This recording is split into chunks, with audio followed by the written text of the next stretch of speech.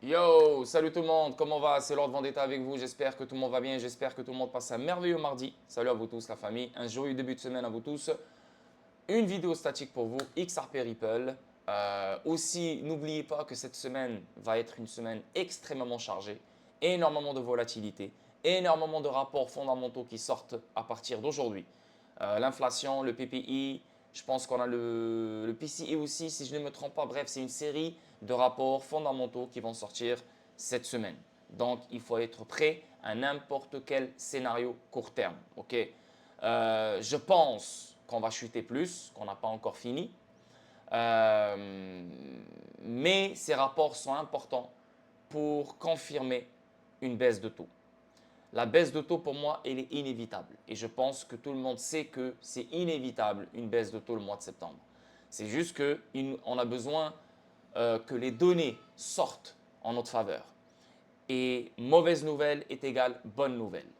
Dernièrement, on a eu le rapport du chômage qui est sorti high.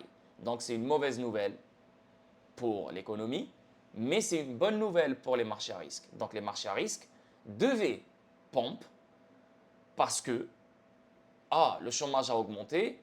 Jerome Powell, à chaque Fed meeting, il n'arrête pas de nous dire si le chômage augmente, si l'emploi baisse, donc j'aurai pas le choix de baisser les taux, j'aurai pas le choix de reculer. Là, on a eu le chômage qui a augmenté et là, tout le monde a commencé à parler de récession.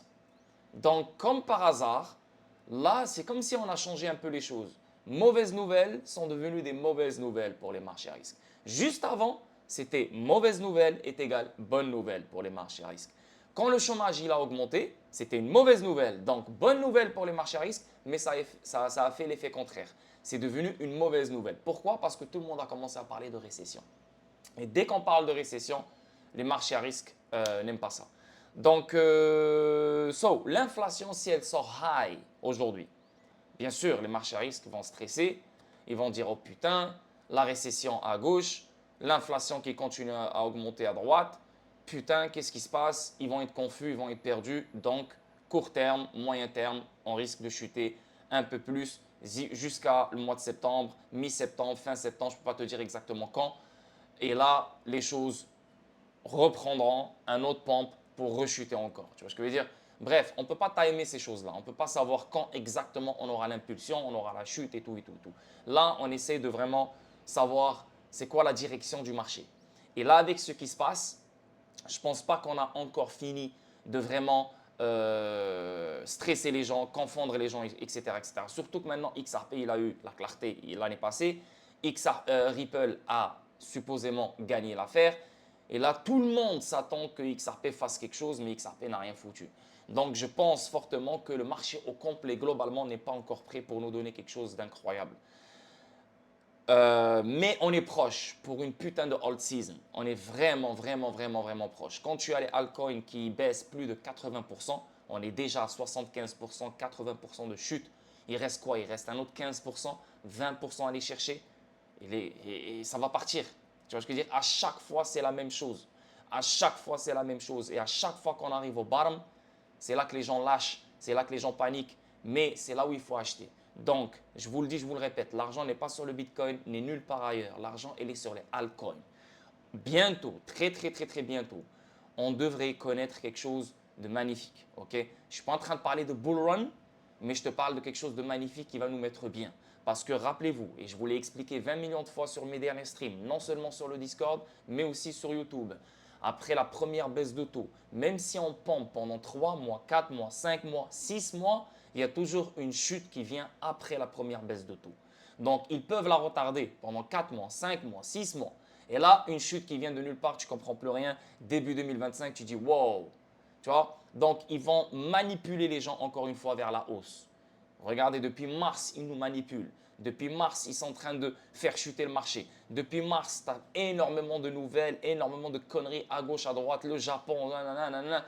Bref, là, tu te dis putain, on est dans un bear market. Bientôt, on va rentrer dans une hausse et les gens vont commencer à dire qu'on est dans un bull run. Et là, quand on va vivre la vraie chute qui va venir juste après la première baisse de taux, les gens vont se dire ah, pour de vrai, on n'a jamais été dans un bull run et là, c'est fini, on va vraiment rentrer dans un bear market. Et ça va être là l'erreur. Le vrai bull run va commencer, le vrai cycle aussi va commencer. Ok.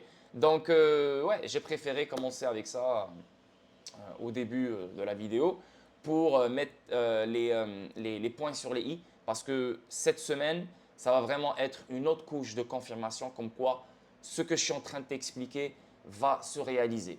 Pas exactement précisément 100% bien sûr, mais euh, voilà, tu comprends ce que je veux dire. Donc, avant de commencer, je vous conseille fortement de passer par mon lien si vous décidez d'acheter un Decent Wallet. En cliquant sur mon lien, vous économisez 50 dollars. Au lieu de 159 dollars, c'est 109 dollars. Et le lien, il se trouve dans la description sur chacune de mes vidéos. Sinon, la famille, je vous conseille fortement d'ouvrir un compte sur Bitrou le plus tôt possible. Et bien sûr, je vous conseille fortement d'intégrer le Discord en passant par Patreon et le lien, il se trouve dans la description sur chacune de mes vidéos. Donc, si tu veux savoir qu'est-ce qui se passe dans le fondamental, et ce soir, je vais faire un stream dans le Discord. Donc, on va parler fondamental, on va parler sûrement d'autres cryptos, whatever. On va regarder les analyses techniques, s'il y a des trades à prendre, etc. Qu'est-ce qui va se passer dans la semaine à venir, dans 2 semaines, 3 semaines, etc. etc. Donc, si tu veux vraiment savoir qu'est-ce qui se passe et si tu as envie de saisir des opportunités dans ce pump qui s'en vient, tu dois être dans le Discord parce que c'est là où je partage en détail qu'est-ce qui va se passer. Ok. Donc, le lien, il se trouve dans la description sur chacune de mes vidéos et j'ai hâte de te rencontrer dans le Discord, de te voir dans le Discord. On avance live. Putain, ma bouche, elle est sèche. On commence live, on commence live, on commence live. On commence live. Donc, un expert dit, en fait, revenons à l'inflation. L'inflation maintenant, elle a baissé de 0,1% en juin. Maintenant, le consensus, il pense que l'inflation va augmenter de 0,2%. Tu vois ce que je veux dire? Comparé au mois de juillet, comparé au mois de juin. Donc, le rapport de l'inflation qui est sorti le mois de juillet pour le mois de juin, il y a eu une augmentation de 0,1%. Maintenant, le rapport qui va sortir le mois d'août pour le mois de juillet va avoir une augmentation de 0,2%. Ok. Donc, pourquoi? Je pense que je pourrais dire et je pourrais faire partie des gens qui pensent que l'inflation pourrait augmenter dans ce rapport. Parce que moi, mon premier indicateur, c'est le pétrole. Parce que c'est une matière première et le marché de l'énergie et le marché des matières premières, c'est pour moi le premier indicateur comme quoi l'inflation va repartir ou bien elle va chuter. Et quand, ça c'est des choses que j'ai expliquées dans le Discord, et quand tu vois la charte du pétrole, US Oil, tu vois vraiment qu'on a eu un magnifique pump. Hein. Depuis le 5 août, on fait que pomper, pomper, pomper, pomper. Donc je pense que l'inflation, hein, ça c'est un indicateur pour moi qui me dit que peut-être que l'inflation sortira high, encore une fois, dans ce rapport. Peut-être un autre 0,1%, peut-être un autre 0,2%, je ne peux pas savoir. Mais si elle sort high, sur le coup, oui, bien sûr, les marchés, comme d'habitude, c'est comme des bébés, c'est comme des enfants. Dès qu'ils voient un truc qu'ils n'aiment pas, ça stresse, tu vois ce que je veux dire? Donc oui, on pourrait vivre un dump. Yes, on pourrait vivre un dump et les choses peuvent continuer à chuter. Maintenant, juste pour vous faire des analyses techniques rapides comme ça, parce que vu que voilà, ça fait un moment, je n'ai pas fait une vidéo, bon, ça fait pas un moment, mais depuis la semaine passée, depuis samedi, qu'est-ce que je dis? On a fait un stream ensemble. Et salut à toutes les personnes avec qui j'ai parlé samedi. Euh, si tu regardes le Bitcoin, il a une probabilité d'aller chercher plus bas que le 49 000, donc peut-être le 44 000, entre le 43 000 et le 45 000 dans ces alentours-là, peut-être, ok. Parce que le weekly n'a pas été très, comment dire, très convaincant. Hein. Comme tu peux voir sur le weekly, voilà, ça va être plus clair. Sur le weekly, tu vois, comme tu peux voir sur le weekly, hein, résistance claire et nette.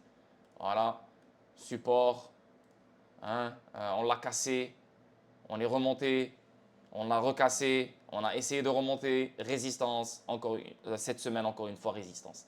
Donc, s'il n'y a pas vraiment des nouvelles vraiment positives qui sortent, voilà, comme l'inflation qui baisse, par exemple, si l'inflation baisse, le Dow Jones pourrait pomper. le Nasdaq et le S&P 500 pourraient pomper. Pourquoi? Parce que le Nasdaq, le Dow Jones, j'aime ce que je vois ici. Sur le Dow Jones, si tu vas dans les petits time frames, excuse-moi parce que là il y a trop de brouillon là, mais si tu vas dans les petits time frames, il y a comme un gap que le Dow Jones devrait fermer. Tu vois, comme celui-là, il y a un gap, donc il est monté pour le fermer, pour le remplir. Et là, maintenant, il y a un autre gap ici. Donc, ça ne m'étonnerait pas de voir le Dow Jones pompe pour fermer ce gap. Est-ce que l'élément déclencheur, ça va être l'inflation qui va baisser? Peut-être que oui.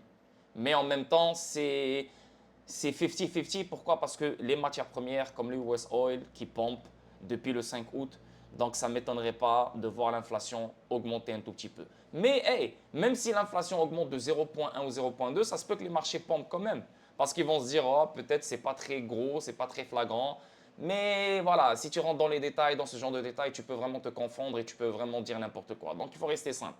Les matières premières, le pétrole qui a augmenté depuis le 5 août, donc un magnifique pompe que le US Oil est en train de faire. So, pour moi, premier indicateur, donc l'inflation pourrait pompe. Donc on parle de 50% de chance. Et en même temps, si tu regardes les analyses techniques, tu as le Dow Jones ici avec les deux gaps. Comme tu peux voir, le premier gap a été rempli. Le deuxième gap, ben, il peut aller le chercher. Donc c'est pour ça que on ne peut pas savoir vraiment qu'est-ce que le marché va faire vraiment actuellement live.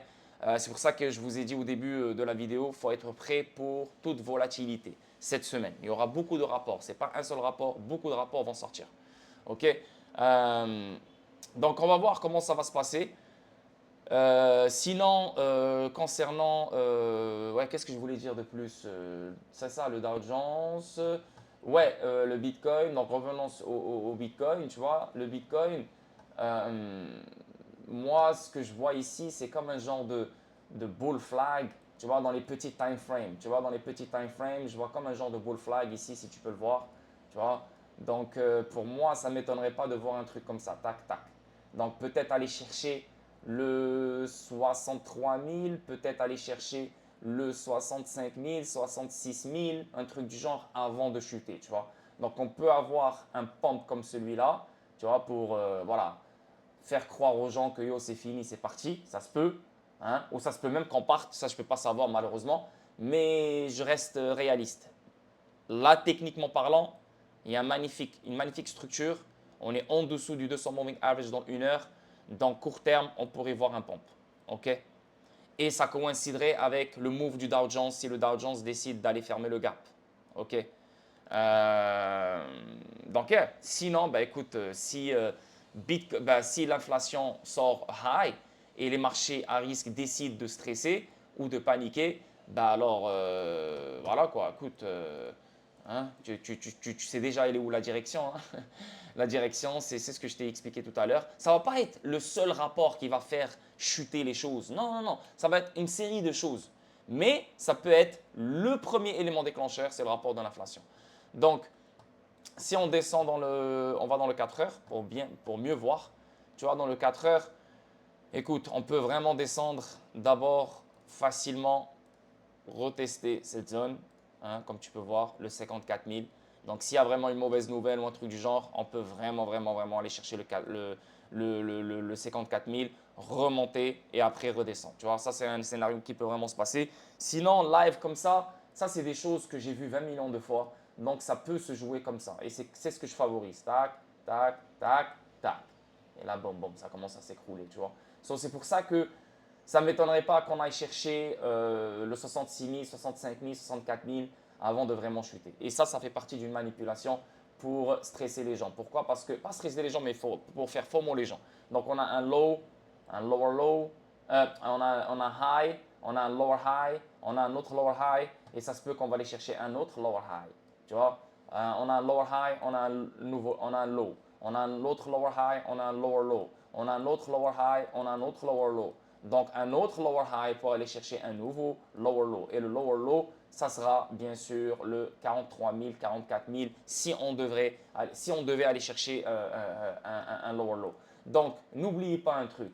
Plus les altcoins chutent, plus on s'approche d'une alt season. N'oubliez pas qu'on parle de plus de 70%, plus de 75% de chute que les altcoins ont vécu depuis le mois de mars. Donc, il ne nous reste plus beaucoup, Vraiment, plus beaucoup de pourcentage à aller chercher vers la baisse pour vraiment exploser. Donc, un peu plus de patience, peut-être un mois, peut-être 2 mois. Je ne peux pas vraiment te dire exactement combien de temps ça va durer. Mais plus on chute, plus ça nous confirme qu'on aura une grande explosion. Par exemple, si le Bitcoin avait pompé à partir de là, on n'aurait pas eu grand-chose. Oui, peut-être qu'on aurait eu grand-chose, on aurait eu quelque chose sur les haltes, mais pas vraiment grand-chose parce que c'est une petite structure. Deuxième structure, troisième structure. Et là, la structure elle devient de plus en plus grande. Tu vois ce que je veux dire? Donc, même si ça chute jusqu'à ici, ça devient plus grand. On a une plus grande structure. Tu vois? Donc, ça veut dire un plus gros pompe. Tu comprends? Non seulement pour le Bitcoin, mais pour la majorité du marché et bien sûr les alts. Quand tu regardes la dominance du Bitcoin, qui est vraiment à son top, et ça je l'ai expliqué 20 millions de fois dans le Discord, dans ma communauté privée, ah, mon ami, voilà, c'est juste une question de temps avec ces divergences baissières que tu vois sur le weekly partout. Euh, voilà, c'est une question, excuse-moi, ça c'est une question de temps, hein. C'est juste une question de temps pour l'explosion. Donc ramasser, ramasser, ramasser, ramasser, acheter, acheter, acheter, acheter, acheter, acheter. Ne réfléchissez pas, n'essayez pas de timer. Ah, c'est quand on aura le pump, on s'en bat les couilles parce que les choses peuvent se faire à n'importe quel moment et on est vraiment proche. Donc, court terme, je favorise plus de chutes. Donc, une autre capitulation, pas vraiment une capitulation, mais c'est juste normal. C'est juste normal ce qui va se passer. Peut-être les gens vont stresser, vont dire, oh putain, c'est un dump, mais je ne l'appellerai ni un dump ni un dip. Pour moi, c'est juste une correction qui est normale. Tu vois ce que je veux dire? Par exemple, voilà, le Bitcoin, si tu viens ici, boum, c'est ce que j'ai expliqué dans le Discord, mais ce n'est pas grave, je vous fais des analyses techniques comme ça rapides parce que vous êtes ma communauté quand même sur YouTube. Je ne peux pas vous laisser sans rien, quoi. Donc, si tu regardes ici, c'est une correction juste normale. On a touché le premier niveau de la Golden Zone, on a touché le deuxième niveau de la Golden Zone, on a touché le troisième niveau de la Golden Zone. Donc, si on risque de chuter, si on chute, et si par exemple, voilà, on devait chuter, ben, on va aller chercher le quatrième niveau de Fibonacci et qui est le retracement en profondeur. Donc, ça veut dire qu'on aura une plus grande structure. Voilà. Donc, tac, tac, tac, tac, tac, tac. Tu vois, ça ne va absolument rien changer au résultat de ce que le Bitcoin devrait connaître d'ici fin d'année, d'après moi. Ok, mais on a plus de chutes à aller chercher. Ok, donc si Bitcoin décide de chuter d'ici à ici, donc disons, je sais pas moi, de 58 000 à ici, là on parle de 23%, 24%. Alors les altcoins, on parle d'un 30-40%. C'est ce qui va les amener vraiment à leur dernier all-time low. Tu vois, le dernier all-time low qu'ils ont fait là, hein, en octobre 2023, ben, on va revenir à ça. Peut-être le dépasser un tout petit peu, tu comprends? Et ça, les gars, c'est vraiment la zone de valeur que les grands portefeuilles cherchent, là où il faut être.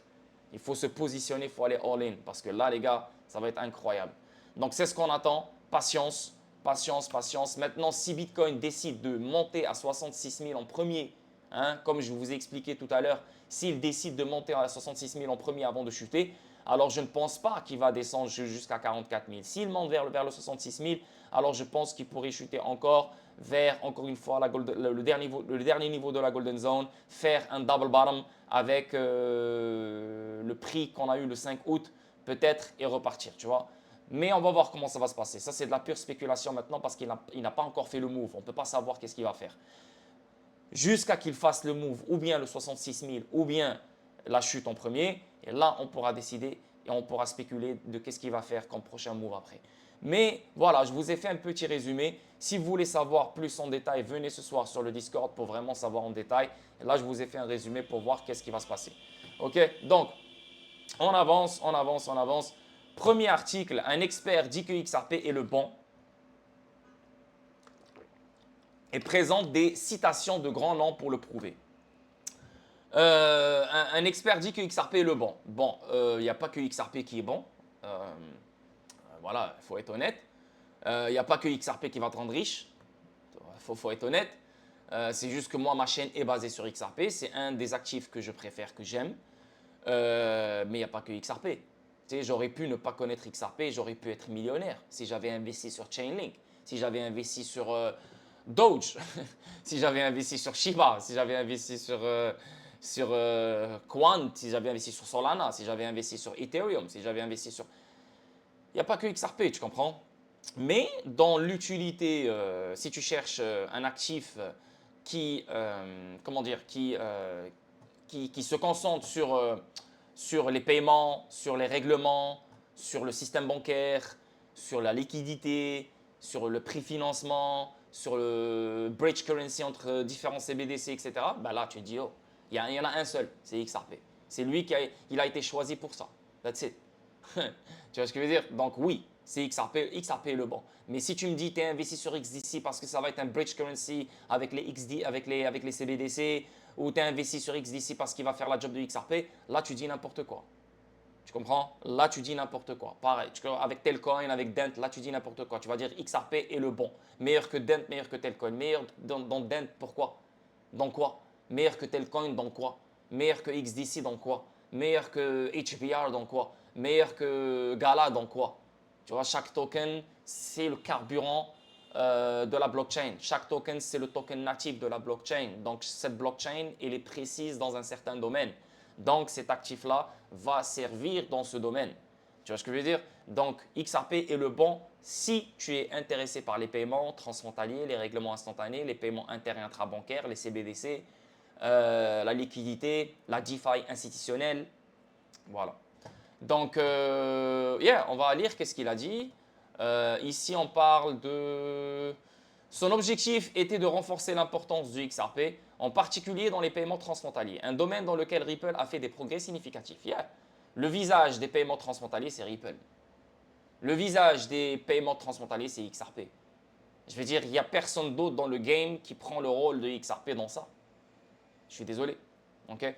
Donc, le PDG de Ripple, Brad Garlinghouse, a été l'un des plus ardents défenseurs de l'utilité de XRP. Cité par Prosper, Garlinghouse a continué de souligner le rôle du XRP en tant que monnaie relais, bridge currency universelle. Pourquoi un bridge currency? Parce que un bridge currency permet aux banques centrales de ne plus détenir des comptes préfinancés. Okay? Les comptes préfinancés, on les appelle les nostro-vostro.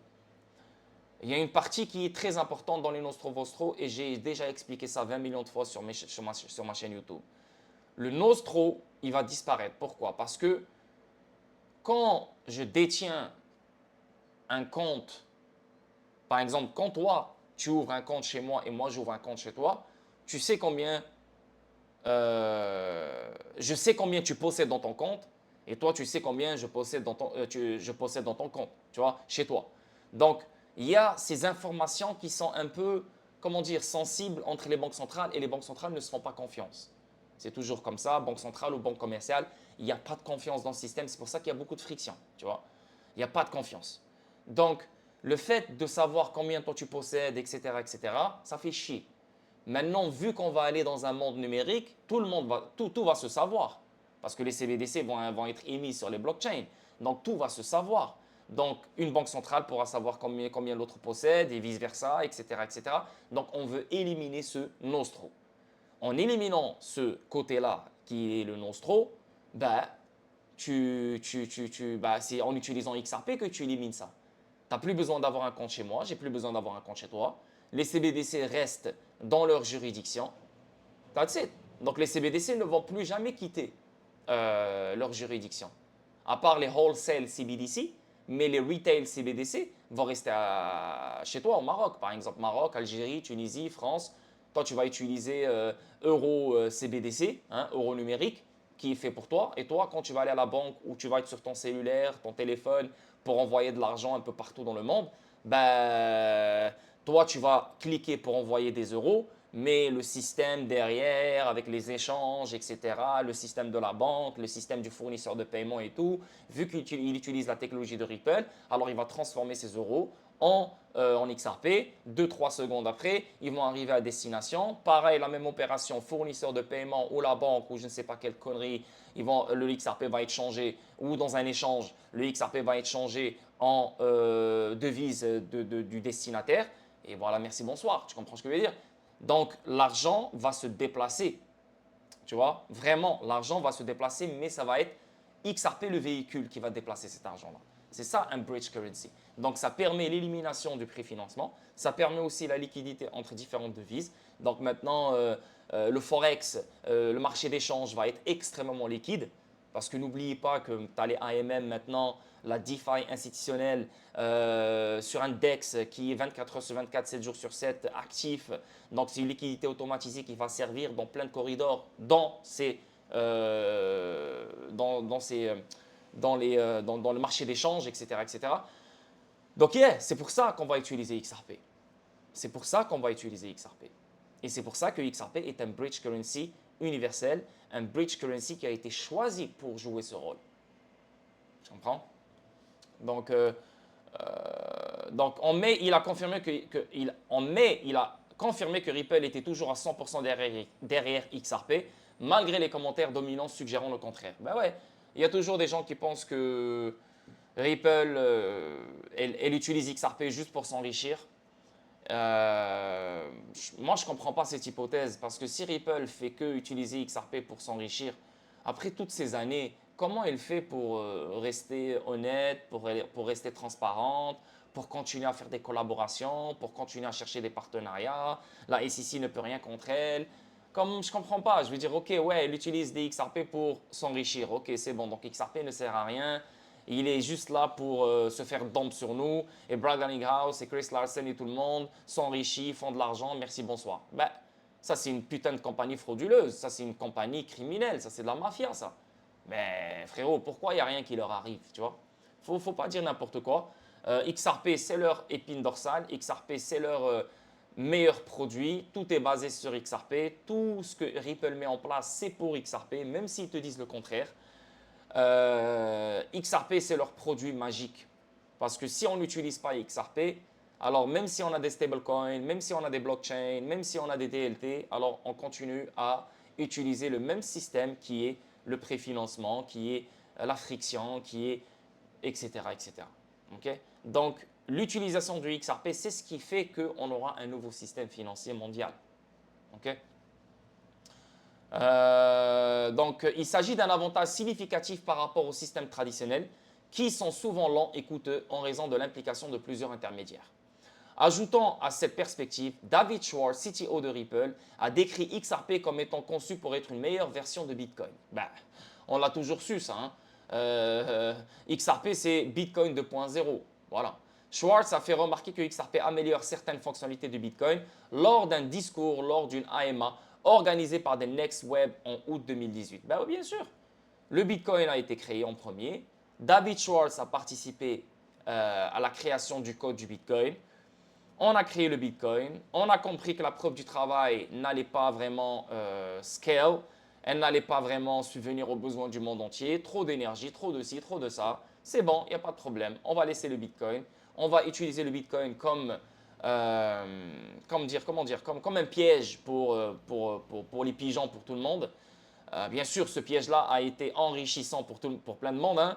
Des gens sont devenus millionnaires et même des milliardaires avec ça. Je ne suis pas en train de dire que c'est un mauvais piège. Non, moi, j'aurais voulu être dans ce piège-là. Mais je dis juste que voilà, c'était une illusion comme quoi Bitcoin va tout fixer et le monde va utiliser le Bitcoin, ça va être la monnaie mondiale, blablabla. Bla, bla, bla. Pendant ce temps-là, on est en train de travailler sur la nouvelle version du Bitcoin qui est XRP. Okay?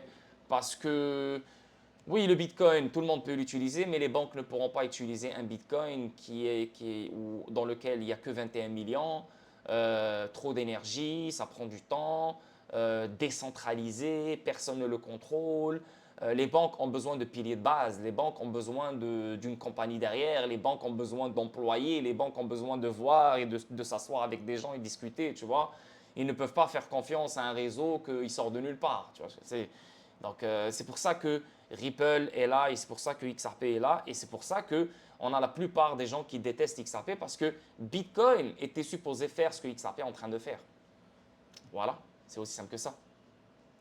Il a souligné que le mécanisme de consensus de preuve de travail de Bitcoin est coûteux et n'est pas aussi décentralisé qu'on le prétend. C'est vrai, il n'est pas décentralisé, c'est vrai. Je viens de dire qu'il était décentralisé, mais je fais partie des premiers qui disaient que Bitcoin n'est pas décentralisé. Il n'est aucunement décentralisé.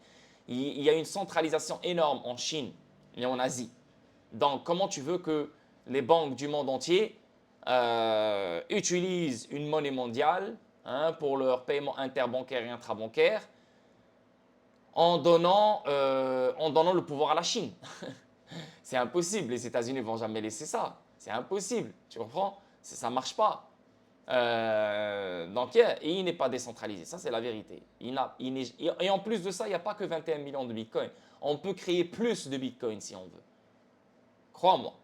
Et quand tu as le hash rate qui est concentré en Chine et concentré dans un seul pays, la majorité du hash rate est concentrée dans un seul pays, là tu te dis, oh, c'est pas normal. Mais quand tu regardes les validateurs qui valident les transactions sur le XRP Ledger, qui font la décentralisation et pure dans le XRP Ledger, ben, ils sont partout dans le monde entier. Il n'y a pas un seul pays. Il y a la Suède, il y a les États-Unis, il y a la France, il y a partout. Tu comprends? Et c'est que le début. C'est que le début. Le directeur technique de Ripple a en outre affirmé que la preuve de travail n'avait aucune réponse viable à toute attaque majoritaire qui pourrait survenir. Et en plus de ça, c'est vrai, les banques, elles ont besoin d'un DLT puissant. Elles ont besoin d'un DLT qui, en cas d'attaque, en cas de fraude, en cas de je ne sais pas quoi, il est capable de réagir par lui-même et bloquer l'attaque avant même qu'elle se propage. Le XRP Ledger est reconnu pour favoriser la sécurité avant toute chose. Okay? Quand tu as le preuve de travail, et en plus de ça, les validateurs qui sont sur le XRP Ledger ne sont pas là pour recevoir des incitations. Ils ne sont pas là pour faire de l'argent. Ils s'en foutent de l'argent. Eux, ils sont là parce que leur business dépend du XRP Ledger. Donc, ils doivent être des validateurs pour améliorer la sécurité du XRP Ledger pour que leur business continue à offrir les services qu'il offre à ses clients. Tu comprends ce que je veux dire? Donc, des validateurs sont là pour le futur. Ils sont là pour le long terme. Ils ne sont pas là pour « Ah, je gagne de l'argent ». Les validateurs, les mineurs sur Bitcoin, ben, ils sont là pour l'argent. S'il n'y a pas d'argent, ben, je m'en bats les couilles. Tu vois? Ils gaspillent, ils investissent sur des machines, etc. etc. Donc, le jour où ils ne seront plus contents, ben, ils peuvent faire eux-mêmes une attaque sur le Bitcoin. Tu vois? Donc, et c'est là que tu dis les banques ne peuvent pas dépendre sur ça. Ne peuvent pas dépendre sur des gens, qui ne sont pas connus, on ne sait même pas c'est qui. Et voilà quoi, ils décident du jour au lendemain attaquer le réseau parce qu'ils ne sont pas contents, ils n'ont pas les incitations qu'ils veulent, etc. etc. Mais ça ne fait pas de sens. Il ne faut pas rêver. Le XRP Ledger répond à toutes ces questions. Yes. Donc, la compilation de Prosper comprend les approbations de plusieurs institutions financières de premier plan. Une mention notable est Bank of America, qui a souligné dans un rapport de 2019 que la technologie de Ripple est utile pour pouvoir régler rapidement les transactions multidevises. Et là, on parle de XRP. Donc, la technologie de Ripple, qui est XRP, est utile pour pouvoir régler rapidement les transactions multidevises. Mais quand on parle aussi de technologie de Ripple, on parle du XRP Ledger aussi. XRP Ledger, donc XRP. Prosper a également souligné les remarques de Cathy Besson, vice-présidente de la stratégie mondiale de Bank of America. Bien que ces remarques n'aient pas pu être vérifiées, des rapports de 2019 suggèrent que Bank of America cherchait discrètement à tirer parti de la technologie de Ripple. Écoutez, ça, c'était en 2019, 2018, 2016, 2015. Il y avait des tests, il y avait des ci, il y avait des ça. En 2016, je me rappelle, comme si c'était hier, Ripple qui a fait un test avec R3 et 12 autres banques. Ils ont utilisé XRP. Tout le monde a aimé. Mais ils sont tous venus, ils ont dit à Ripple, on ne peut pas l'utiliser malheureusement. Nos régulateurs ne vont pas nous laisser. C'est pour ça que Ripple est rentré en affaires juridiques pour donner finalement une clarté à XRP. Cette affaire juridique, elle était voulue par Ripple. Parce que c'était la seule manière que tout le monde comprenne que yo, XRP, il a la clarté, c'est une commodité, c'est fini, pas besoin de stresser. Tu vois? Donc, toutes les banques du monde vont l'utiliser, pas juste les banques américaines, tout le monde. Okay? En outre, Bank of America a publié en juillet dernier un rapport sur le secteur des paiements dans la région Asie-Pacifique. Le rapport reconnaît le rôle de Ripple dans la facilitation des règlements transfrontaliers efficaces dans la région. Prosper a également mentionné JP Morgan avec la banque, déclarant que si Ripple gagnait son procès en cours avec la SEC, XRP pourrait être largement adopté. La banque d'investissement l'a noté dans un rapport de recherche publié en novembre 2021. La bataille juridique récemment conclue était un point central pour l'avenir du XRP. On va parler de la SEC tout à l'heure, ne vous inquiétez pas. Mais XRP, il a eu la clarté. Bon, c'est une commodité, c'est un outil financier, tout le monde peut l'utiliser, il n'y a aucun problème. Mais ce que Ripple vient tout juste de gagner maintenant, dernièrement, avec le 125 millions de dollars, en fait, je ne sais pas si vous l'avez remarqué, mais c'est Ripple qui a gagné. Ce n'est pas XRP. XRP, il a eu sa victoire. La juge a jugé sur la nature de XRP qui n'est pas une sécurité, Donc ça a été fait. Donc XRP, il est libre depuis l'année passée. Et c'est pour ça que c'est logique de ne pas penser que XRP n'allait pas pompe pendant… bon, un pompe, il l'a fait, peut-être monter à $1, mais un vrai pompe comme la majorité pensait, tu vois ce que je veux dire? Parce que c'est Ripple qui a gagné. Là maintenant, pas gagné en fait. Oui, elle a perdu quand même les ventes institutionnelles, mais ça ne la dérange pas. Et la monde, elle a baissé de 2 milliards à 125 millions de dollars. Donc, je veux dire, là, cette dernière victoire n'a aucun rapport avec XRP. Tu comprends ce que je veux dire? Donc, logique de penser que XRP n'allait pas pompe. La victoire de XRP, elle a eu lieu l'année passée. Tu comprends? So, maintenant, pour que XRP se fasse utiliser, il faut la réglementation. Il faut les régulations maintenant. C'est tout. Là, on est prêt. XRP, c'est une commodité. Ce n'est pas une sécurité pour la juge. Donc, partout aux États-Unis, personne ne peut revenir sur cette décision-là. Donc, ça veut dire que les banques peuvent s'acheter du XRP, les institutions financières peuvent s'acheter du XRP, du marché secondaire, en passant par les ventes programmatiques, en passant par les échanges, en passant par whatever ce qu'ils veulent. Il y a plein d'autres façons de le faire. Donc, ouais, qu'est-ce que j'allais dire? Mais, ils ne pourront pas l'utiliser tant qu'il n'y a pas la réglementation. Tu vois ce que je veux dire? Ils ne pourront pas l'utiliser bien comme il faut tant qu'il n'y a pas la réglementation, tant qu'il n'y a pas les règles du jeu. Oui, XRP, il a la clarté.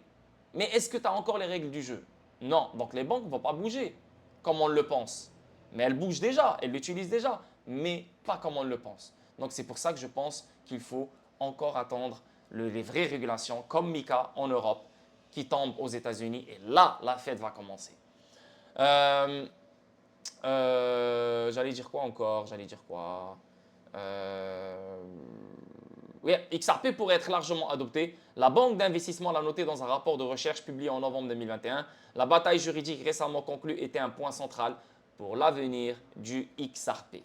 Donc, reconnaissance mondiale, Christine Lagarde, présidente de la Banque Centrale Européenne, est une autre personne qui a reconnu les efforts de Ripple. Ça, c'est vrai. Il y a une vidéo ancienne. Dans une déclaration précédente, Lagarde a évoqué le travail de Ripple visant à améliorer l'efficacité des paiements dans un contexte de perturbation imminente du secteur bancaire. N'oubliez pas que la même personne, Christine Lagarde, était devant Brad Garlinghouse et Brad Garlinghouse, il parlait devant elle.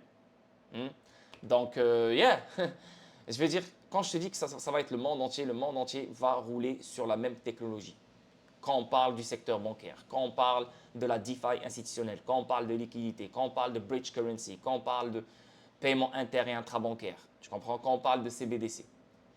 De plus, dans un rapport de 2020, le Forum économique mondial a identifié le XRP comme l'une des crypto-monnaies les plus importantes pour les paiements transfrontaliers. Et XRP, il était à côté de JP Morgan Coin. JP Morgan Coin, ça ne fait aucun sens parce que JP Morgan Coin, c'est centralisé. Il est émis par JP Morgan. XRP, il n'est émis par personne. Il a été donné en cadeau à Ripple. XRP, c'est comme Bitcoin. Il a été émis par, voilà, ceux qui ont créé le XRP Ledger, mais ce n'est pas une compagnie, c'est rien. Tu vois ce que je veux dire? Donc Ripple a été créé après, et là, on a donné en cadeau les XRP à Ripple pour que Ripple adopte le XRP et le XRP Ledger. Donc, c'est totalement différent. XRP est préminé. Le JP Morgan, on peut encore émettre et imprimer encore plus de JP Morgan Coin si on veut. Tu comprends? Et tu ne peux pas penser qu'une banque chinoise ou banque russe va utiliser un token pour des règlements inter- et intrabancaires entre différentes banques en utilisant un stablecoin américain qui vient d'une banque américaine. Ça ne fait aucun sens. Là, encore une fois, tu donnes le pouvoir aux États-Unis. Tu es en train de t'échapper du dollar, mais tu es en train de redonner ton cul aux États-Unis, mais d'une autre façon. Tu comprends ce que je veux dire? C'est pour ça que Il faut réfléchir avant de dire n'importe quoi. XRP, c'est universel, décentralisé, personne ne le contrôle. Le XRP Ledger, pareil, personne ne le contrôle. C'est à tout le monde et tout le monde peut l'utiliser. Simple. Voilà. Cette approbation d'une organisation mondiale respectée souligne le potentiel du XRP à jouer un rôle central dans l'avenir de la finance internationale. Lors de la réunion annuelle du Forum économique mondial 2023, Ripple a discuté des paiements transfrontaliers et de la perspective de fournir des liquidités. Voilà, liquidités partout dans le monde entier. La société a attiré l'attention sur le cas d'utilisation croissant de la technologie blockchain sur la scène financière traditionnelle. Donc, quand on parle de liquidité, on parle de DeFi institutionnel. Quand on parle de DeFi institutionnel, on parle de AMM. Et quand on parle de AMM, on parle du DEX sur le XRP Ledger. Donc, quand on parle de tout ça, on parle du XRP. En plus de ces approbations, Jesse Land, ancien cadre chez IBM, a commenté l'approche de Ripple avec XRP. Il y a un employé de Ripple qui travaille chez IBM, n'oubliez pas ça. Land, qui était responsable des solutions blockchain chez IBM, a salué l'utilisation du XRP pour le règlement des paiements. Tu vois, IBM, il a son propre DLT qui est le Hyperledger. Et eux-mêmes, ils saluent le XRP parce que DLT ou blockchain ou réseau ou plateforme, tu pourras régler avec XRP sur différents réseaux, différentes blockchains, différents DLT comme Corda, comme Hyperledger, comme d'autres places. SBI Holdings, donc ça aussi c'est gros, une société japonaise de services financiers partenaire clé de Ripple, a exprimé sa confiance dans le potentiel du XRP à devenir une norme pour les crypto-monnaies sur la scène des paiements transfrontaliers. La nouvelle réserve mondiale, XRP. On avance. Un stratège financier affirme que posséder XRP, c'est comme posséder une partie de la masse monétaire mondiale. C'est lourd comme titre, ça. Le stratège financier populaire et cofondateur de Black Swan Capitalist, eux, ils abusent. Ils abusent vraiment, ils abusent. Mais bon, c'est bien leur positivité et tout, je suis d'accord, c'est bien. Mais ils vendent beaucoup de rêves, beaucoup de rêves, et c'est beaucoup de conspirations, et c'est beaucoup de gros titres, des gros mots pour faire exciter les gens. Mais tu n'as pas besoin d'être excité à ce point-là pour investir sur XRP. La vérité, c'est juste 1 + 1 est égal à 2 et tu comprends pourquoi XRP sera utilisé. Merci, bonsoir, il a un potentiel énorme, j'investis sur lui. Ça reste un véhicule comme n'importe quel autre véhicule. Mais dire que si tu possèdes du XRP, tu vas avoir ça, tu vas avoir ça, tu vas avoir ça, tu vas faire partie des élites. Ça, tu n'as pas besoin, frérot. Ça, c'est de la foutaise.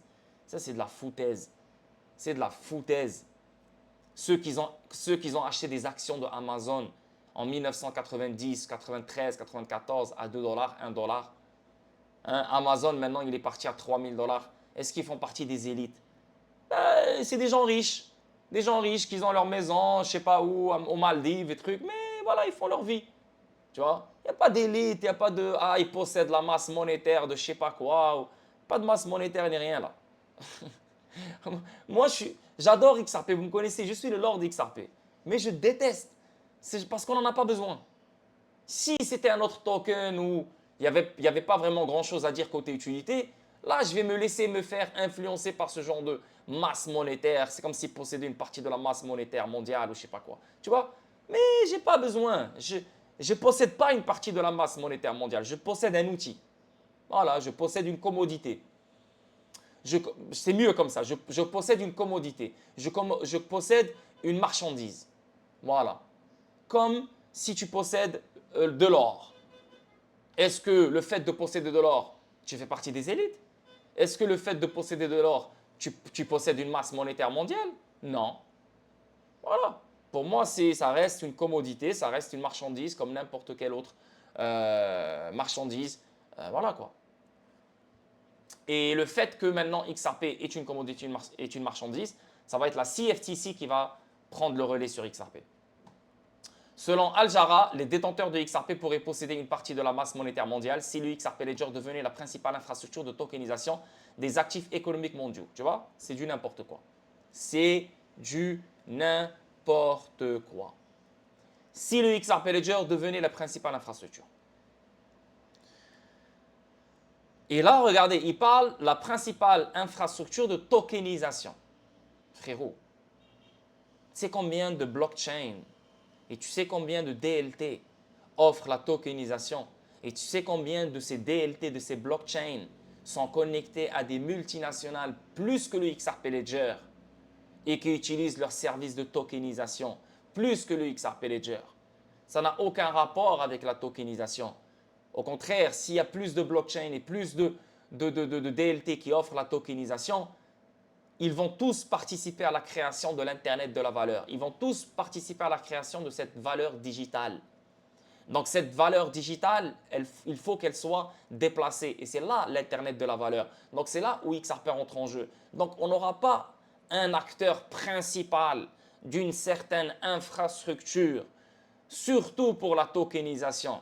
Tu vois, non, il y aura plein d'acteurs principaux qui offrent un service de tokenisation de qualité, comme Hedera, comme Algorand, comme XRP Ledger, comme Factman. Il y en a plein là. Bon, vous les connaissez, bref. Donc, c'est XDC, tu vois, ça ne fait aucun sens. Dire que ouais, la principale infrastructure. Non, non, non, non. Principale infrastructure pour le système bancaire, donc une nouvelle plomberie. Oui, pour les systèmes, pour les paiements transfrontaliers, pour les paiements intra-bancaires. Oui, la principale infrastructure, oui, tu peux parler de ça si tu veux. C'est une infrastructure universelle. Mais tu parles d'infrastructure de tokenisation. Non. XRP Ledger ne sera pas la principale infrastructure de tokenisation. Il aura une part du marché mondial, bien sûr, une belle part, comme n'importe quel autre DLT qui est connecté à des grosses multinationales, des gros partenaires, des gros collaborateurs, etc., comme Hedera, XDC et autres. Tu comprends? Mais ils vont tous participer à cette valeur digitale. Et cette valeur digitale, elle doit être déplacée, comme n'importe quel CBDC, comme n'importe quel stablecoin. Alors XRP rentrera en jeu. Tu comprends ce que je veux dire? So, je ne suis pas d'accord avec ce qu'il dit ici. Mais encore une fois, ce truc-là de Black Swan capitaliste, là, leur but, c'est juste amplifier les choses pour que les gens pour que les gens, voilà, on voit des étoiles dans leurs yeux. Tu n'en as pas besoin. Ça, si tu es con, tu es un imbécile, tu n'arrives pas à comprendre les choses simples, ouais, ce genre de choses et ce genre de phrases et ce genre de mots vont t'exciter, ils vont te pousser à acheter du XRP. Mais tu seras con. Le moment où on aura une bougie rouge et le moment où on aura deux bougies rouges, tu vas dire, oh putain, est-ce que c'est toujours vrai ce que cette personne a dit? Parce que tu es basé sur du, oui, je veux dire, t'es basé sur du faux, quoi. Tu vois? Donc, dire la principale infrastructure de tokenisation, c'est du n'importe quoi. Et dire aussi posséder une partie de la masse monétaire mondiale, c'est du n'importe quoi aussi.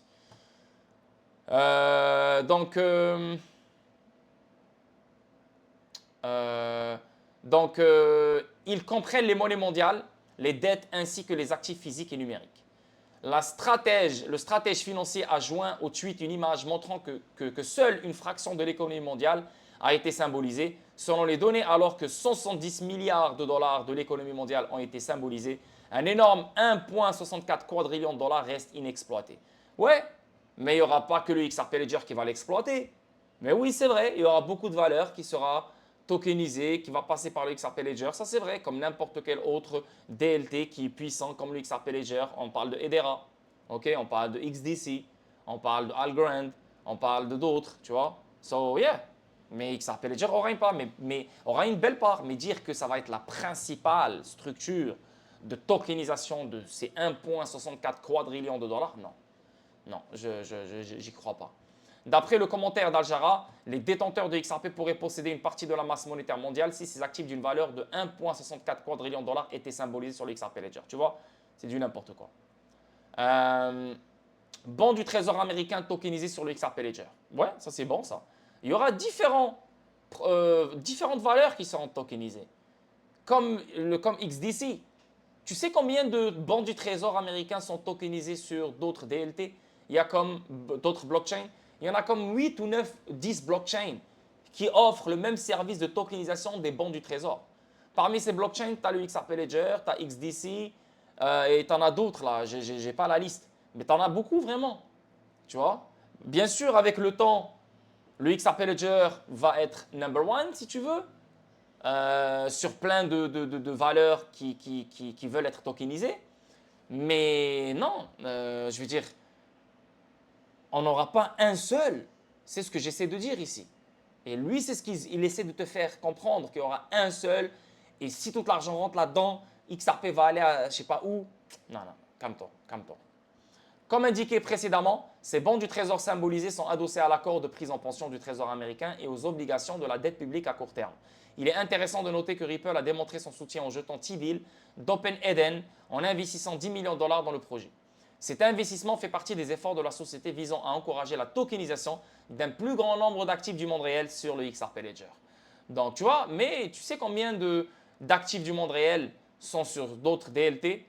Tu vois, il n'y a pas que le XRP Ledger. Ripple positionne XRP Ledger comme plateforme privilégiée pour la tokenisation RWA. Non, Ripple positionne le XRP Ledger comme plateforme privilégiée pour la DeFi institutionnelle. Ce gars-là, il est vraiment à côté de la plaque. Ah, je te dis, hein. La tokenisation, c'est un service que le XRP Ledger offre depuis un moment. Ce n'est pas nouveau. Et tous les DLT, tous les blockchains auront la tokenisation des actifs du monde réel. Ça va de soi. Sinon, ça ne sert à rien. Ok, donc ça, c'est un truc normal que toute blockchain, que tout DLT peut offrir. Mais la DeFi institutionnelle, c'est le truc que Ripple positionne, sur quoi Ripple positionne le XRP Ledger. Regardez juste les fonctionnalités nativement ajoutées. Les AMM, Lending Protocol, on a les oracles et on a d'autres conneries qui s'en viennent. Tu vois? So, voilà. Donc la tokenisation des actifs du monde réel prend progressivement de l'ampleur dans le secteur de la cryptographie. Cette initiative permet l'émission de la gestion d'actifs traditionnels, blablabla.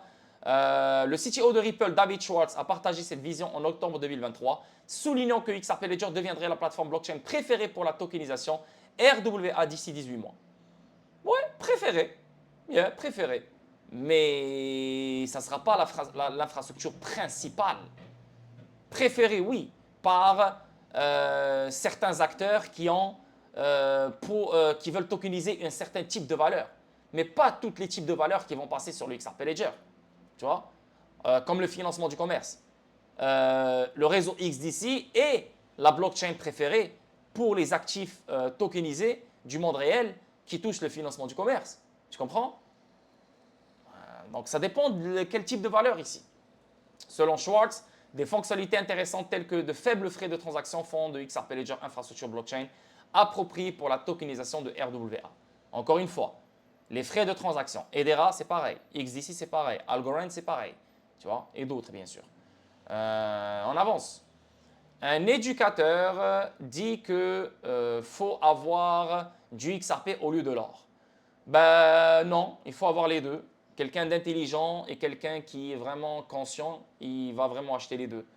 XRP, ça reste pour l'instant, en ce moment, ça reste un actif dans un marché à risque.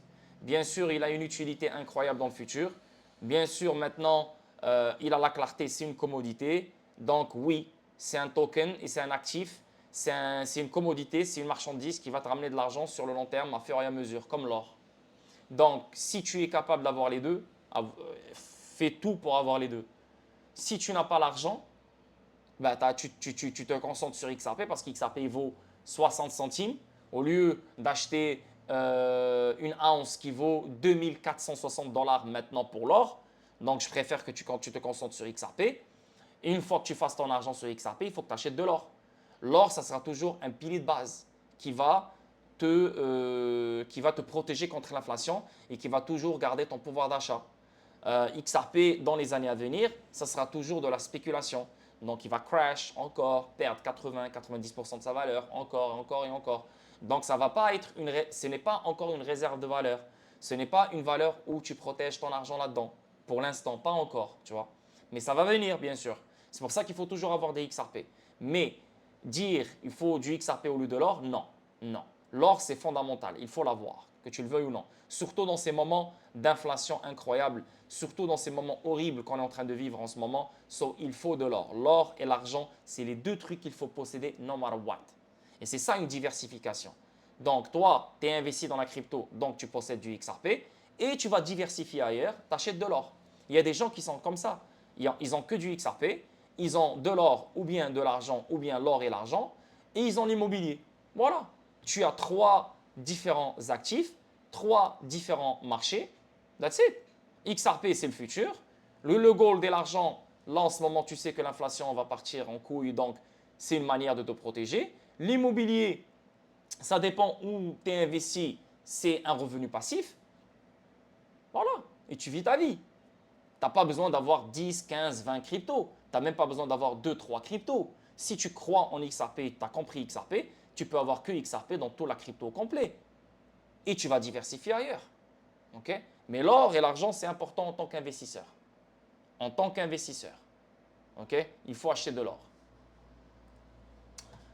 Comme vous le savez, les tests bêta du stablecoin de Ripple RLUSD sont live sur le XRP Ledger et sur Ethereum. Donc c'est bien. On est en train de tester le stablecoin de Ripple. Mais je ne pense pas que le stablecoin de Ripple verra le jour maintenant tant qu'il n'y a pas la réglementation.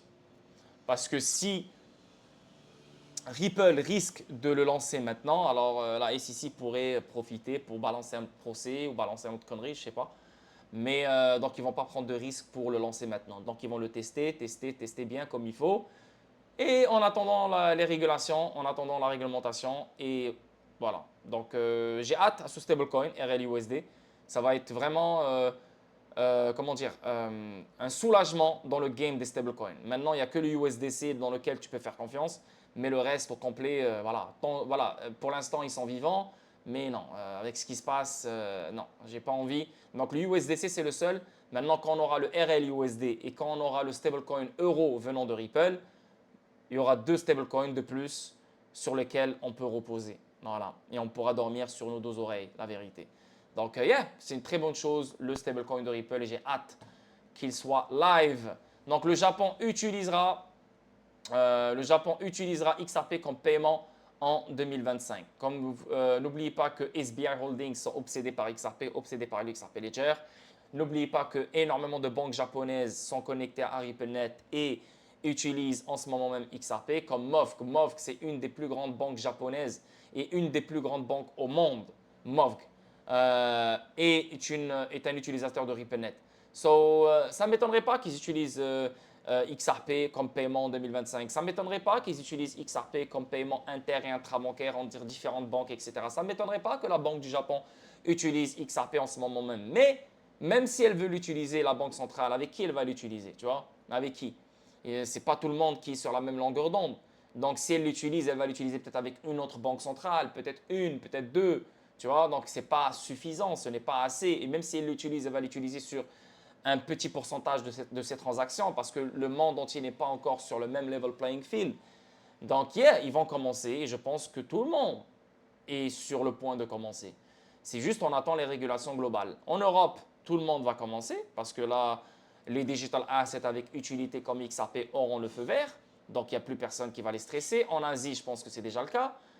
Voilà. Et les États-Unis, pourquoi c'est les plus gros? Parce que les banques américaines, c'est eux qui détiennent les plus grands corridors, c'est eux qui détiennent la plus grande liquidité.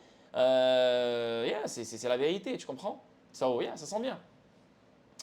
On avance. Donc là, on va parler de la SEC. Deux raisons pourquoi la SEC va faire appel. Deux raisons pour lesquelles la SEC fera appel du verdict de Ripple. Donc, la SEC, oui, elle pourra faire appel. Pourquoi? Parce que la SEC, je pense qu'elle va déjà faire, je pense, ce n'est pas encore confirmé, mais elle avait confirmé une fois qu'elle voulait faire appel de la... Attends, il y a l'inflation, je pense qu'il est sorti. Je pense que l'inflation est sortie. Attends.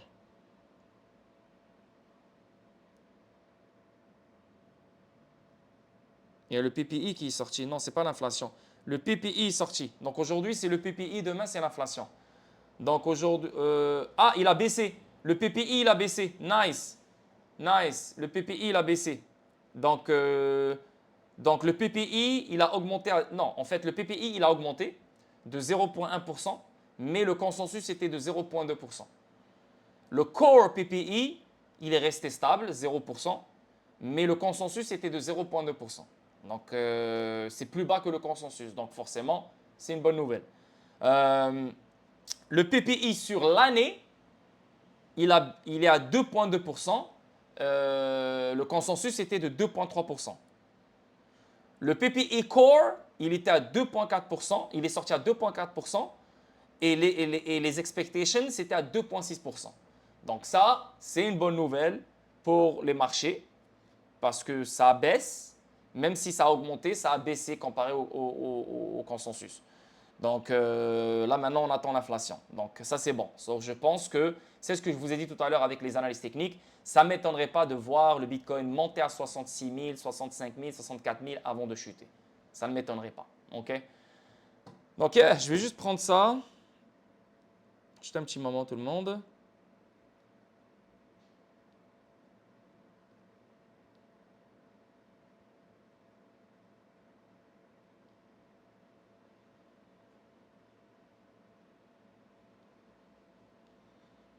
Un momento, uno momento.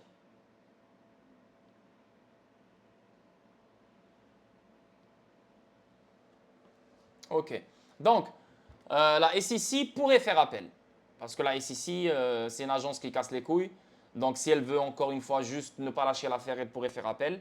N'oubliez pas qu'elle a demandé 2 milliards de dollars. Donc, là, le 2 milliards de dollars est tombé à 125 millions de dollars. Est-ce qu'elle va faire appel sur l'amende comme quoi non, je veux plus? Peut-être oui, peut-être non. Après, je ne pense pas qu'elle va vraiment faire. I don't know. Peut-être oui, peut-être non. Ça c'est un volet. Le deuxième volet, c'est les ventes programmatiques. Parce que je pense qu'elle avait mentionné qu'elle était chaude à faire appel sur les ventes programmatiques. N'oubliez pas que Ripple, elle a perdu les ventes institutionnelles. Mais si la SEC court après les ventes programmatiques, là, ça devient un peu compliqué. Tu vois? À part la clarté sur XRP, Ripple a presque tout perdu. Donc, les ventes institutionnelles, elle ne pourra plus vendre aux institutions financières aux États-Unis. En plus de ça, les ventes programmatiques, ça veut dire qu'eux aussi, ils doivent s'arrêter. Donc, ça ne marche pas. Si la SEC fait appel pour les ventes programmatiques, alors Ripple va être poussée à faire appel elle aussi sur les ventes institutionnelles. Tu vois? Ripple ne va pas faire appel si la SEC reste à sa place. Si la SEC reste à sa place, Ripple a déjà trouvé un moyen pour que les institutions financières américaines, les banques américaines utilisent XRP sans détenir du XRP, sans acheter du XRP, sans vendre du XRP, tranquille. Avec Ripple Payment Direct. Ça s'appelle Ripple Paiement Direct. Donc, ça veut dire que Ripple, elle n'est pas devenue, elle peut être comme un fournisseur de paiement. Donc, à travers Ripple, les banques, les institutions financières peuvent utiliser XRP sans détenir du XRP, sans acheter du XRP, sans quoi que ce soit. Parce que n'oubliez pas dans cette affaire juridique, c'est la vente du XRP qui est mauvaise et non l'utilisation du XRP. Donc, utiliser XRP, c'est correct, il n'y a aucun problème. Revenons à ce que je disais. Si la SEC fait appel sur les ventes programmatiques, alors Ripple, elle aussi, va faire appel sur les ventes institutionnelles. Parce que si la SEC fait appel sur les ventes programmatiques, ça va compliquer un peu les choses pour Ripple. Donc, elle va, elle aussi, dire « Ah ouais, tu veux faire chier? Moi aussi, je vais faire chier. Go. » OK? Si la SEC ne fait pas appel sur les ventes programmatiques, Ripple ne va pas faire appel. Stewart Alderoty l'avait dit dans la vidéo, je l'ai mise sur ma chaîne YouTube. Ils ne vont pas faire appel. OK? Maintenant, Ripple, elle est intelligente. Non seulement les banques et les institutions financières aux États-Unis peuvent acheter du marché secondaire, ça c'est numéro un, mais même l'acheter. Parce que là, ils vont dire, ouais, mais on n'a pas les régulations, on n'a pas ci, on n'a pas ça, on n'a pas envie d'acheter. Donc, ok, ne l'achetez pas. Mais vous pouvez l'acheter du marché secondaire. Pour l'instant, vous pouvez l'acheter des ventes programmatiques. Ou bien vous pouvez l'acheter en dehors des États-Unis, ailleurs. Donc ça, c'est les trois solutions. Maintenant, pour ne plus stresser et ne plus stresser ses clients, ses banques ou n'importe, vous savez quoi? Moi maintenant, je peux devenir un fournisseur de paiement comme Apple Pay, comme Stripe, comme Amazon Pay, comme n'importe quel fournisseur de paiement que tu connais. Et à travers Ripple, les banques vont faire leurs paiements transfrontaliers, vont faire leurs paiement inter et intrabancaire ou ce qu'ils veulent. Et c'est Ripple qui fera le processus pour eux. Tu comprends ce que je veux dire? C'est elle qui va envoyer l'argent, c'est elle qui va tout faire. Tu comprends? Donc, c'est un fournisseur de paiement, quoi. That's it. C'est littéralement un travail de fournisseur de paiement. Donc, ça, c'est très intelligent venant de Ripple. Ripple, elle trouve toujours des moyens pour accommoder ses clients. OK, ils nous ont compliqué, ils nous ont fermé la porte. Par là, t'inquiète, moi, je vais ouvrir 5 autres portes par là. Tu comprends? Et ça, c'est magnifique ce que Ripple, ils ont fait. So, est-ce que là, ils ont encore moins de 60 jours? Il leur reste, je pense, 55 jours ou 54 jours ou 53 jours pour faire appel les deux. Moi, je pense la vérité, je pense que la SEC va faire appel parce qu'en les connaissant, c'est des enculés. Donc, ça ne m'étonnerait pas qu'ils fassent appel à un moment donné. Et si la SEC fait appel, Ripple va faire appel. Donc, faut pas sauter aux conclusions, il faut rester ouvert pour ne pas être déprimé, pour ne pas être triste, pour ne pas être fâché. Tu vois? Donc, ça, c'est des choses que tu ne peux pas contrôler. Laisse-les faire appel ou pas. Mais sache une chose. Même si Ripple a perdu les ventes institutionnelles et Ripple ne fait pas appel, ni rien, zéro, c'est fini, ça reste comme ça. Ripple a mis en place Ripple paiement direct. L'utilisation du XRP va se faire d'une façon incroyable sans que les banques détiennent du XRP, sans que des entreprises détiennent du XRP, sans que personne ne détienne du XRP. J'utilise le XRP pour vous. Moi, je l'utilise pour vous. Donc, c'est une manière vraiment de faciliter l'adoption du XRP. Vraiment. Vu qu'il n'y a pas encore les régulations, vu qu'il n'y a pas encore les règles, donc ça fait augmenter l'utilisation du XRP sans détenir du XRP. Et quand il y aura les règles et quand, quand tout va se mettre en place, là, ils peuvent acheter leur XRP du marché secondaire ou aller ailleurs, je ne sais pas qu'est-ce qu'ils peuvent faire. Mais là, maintenant, on ne limite pas l'utilisation du XRP. XRP continuera à se faire utiliser grâce à ce nouveau service qui est Ripple, paiement direct venant de Ripple. Donc voilà. Donc ici, ça parle de vente programmatique. Voilà, décision de vente programmatique, c'est ça. Donc la deuxième raison invoquée par l'avocat Murphy pour croire que la SEC pourrait faire appel concerne le jugement sommaire du juge Torres sur les ventes programmatiques. Voilà, donc ça c'est un truc qu'il faut garder dans la tête qu'un appel pourrait sortir de nulle part. Si la SEC fait appel sur les ventes programmatiques, alors Ripple va tout faire pour gagner les ventes institutionnelles.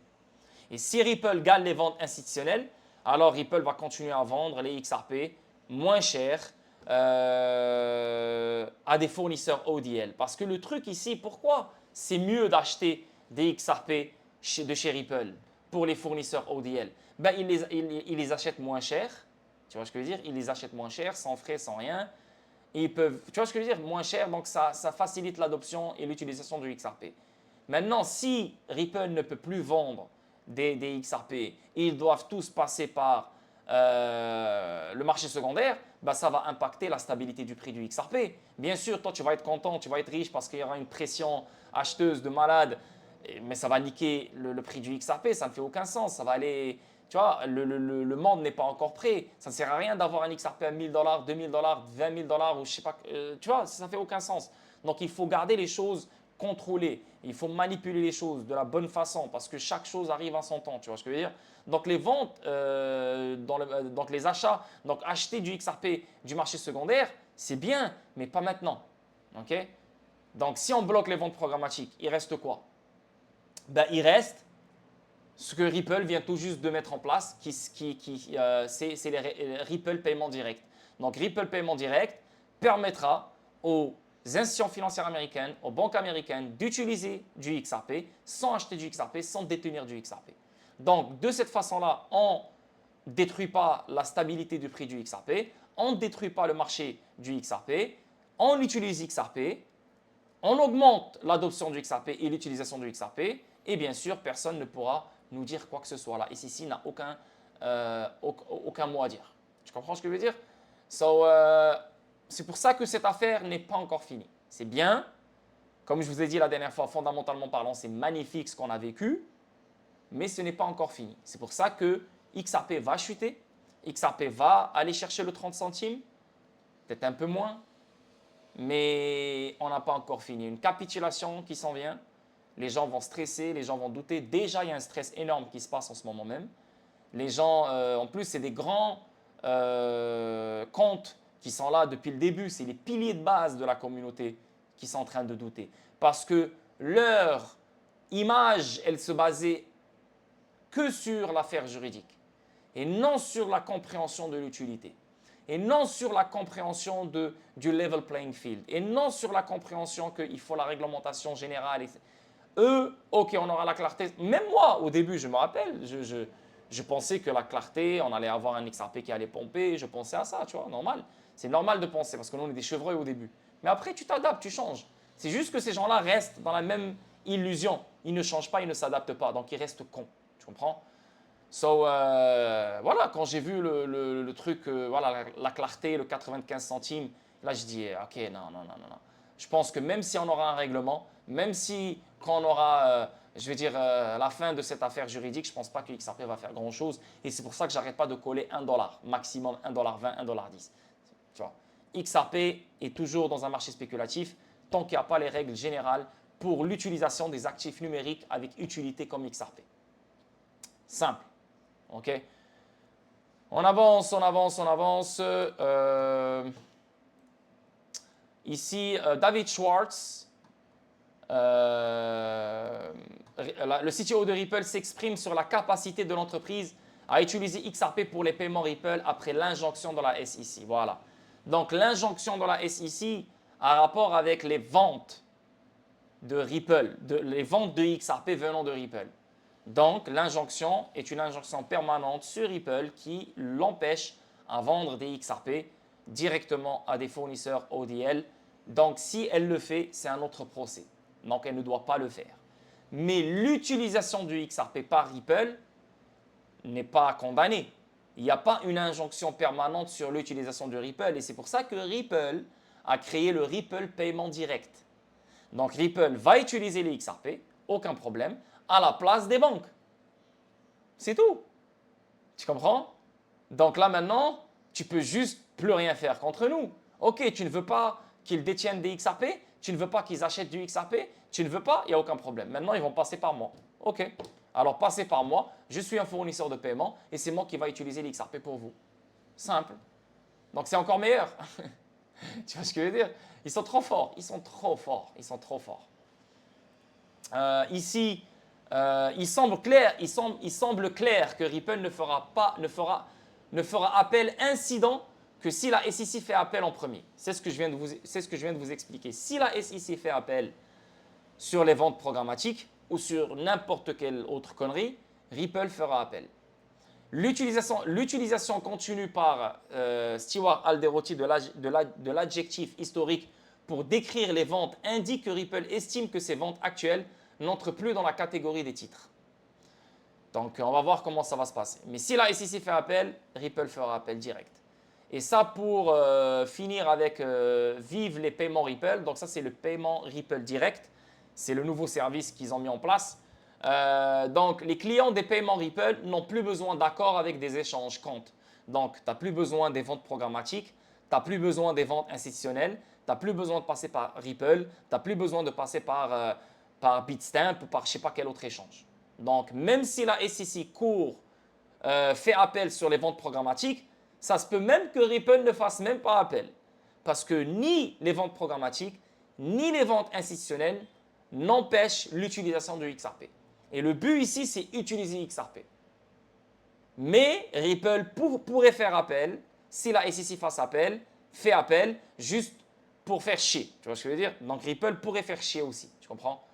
Mais la vérité, avec ce nouveau service qui est Ripple Paiement Direct, ils n'ont plus besoin de passer par des échanges, ils n'ont plus besoin de passer par n'importe qui pour utiliser XRP, pour interagir avec XRP. Ripple a renommé ODL, donc ODL n'existe plus. Rationalisé, et oui, XRP est utilisé. ODL, c'est Ripple Payment. Maintenant, on a Ripple Payment Direct. Donc maintenant, si tu veux faire ODL, ben, tu passes par moi. Tu comprends ce que je veux dire? Tu passes par Ripple. Là, on parle que pour les États-Unis. On ne parle pas pour le monde entier, bien sûr. Genius, Ripple déplace désormais le XRP et il est converti dans la devise de destination vers le partenaire de paiement. Voilà. Maintenant, Ripple fait la job de volonté. Ripple fait la job de n'importe quel autre fournisseur de paiement qui utilise la technologie de Ripple. Tu comprends? Pouvez-vous voir ce qu'ils font, ce qu'ils ont fait, construisent encore? Leur RLUSD jouera également un rôle crucial à cet égard.